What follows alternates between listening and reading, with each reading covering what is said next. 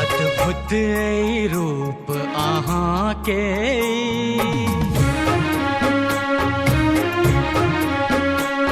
अद्भुत रूप अहाँ के जहूर दियासन पैर गेलौं हे रंग महल के चंद्र परी किया प्रीत करै सँ डैर गेलौं अद्भुत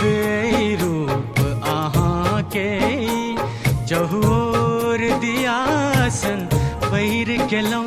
हे रंग महल के चंद्र परी किया प्रीत करै सँ डैर गेलौं अद्भुत रूप अहाँ के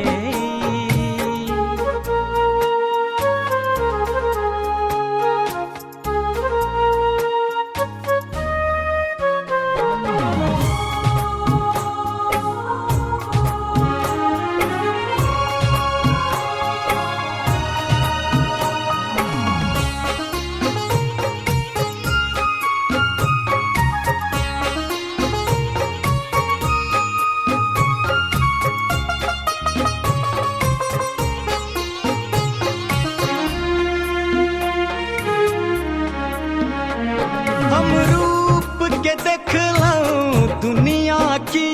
छी रूप अहाँ के खुनियाई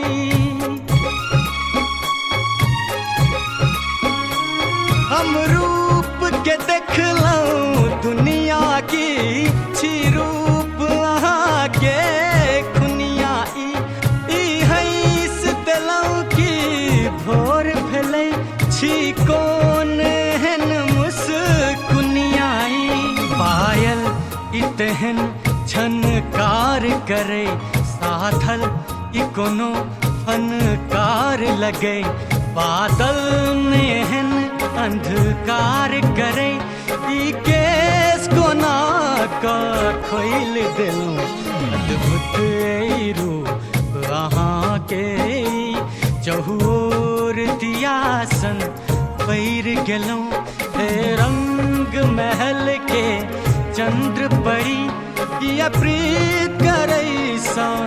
डैर गेलौं अद्भुत रूप अहाँ के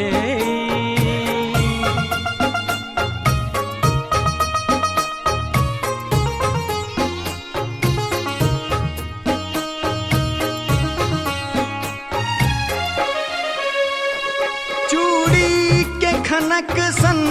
बोल लगे ई बोल कोयलिया बोल लगे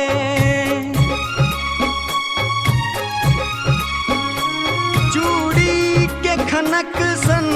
बोल लगे ई बोल कोयलिया बोल लगे उठ बैठ पलकता टोल हिले एक एक टा झलक अनमोल लगे जहूर मयूरी मोर नचे ई ठोर हंसै की ठोर हंसै मुखड़ा जे अहाँ के गोर हंसै हम खै छुपैले गोरी लेलौं अद्भुत रूप अहाँ के जहूर दियासन पैर गेलौं हे रंग महल के चंद्र परी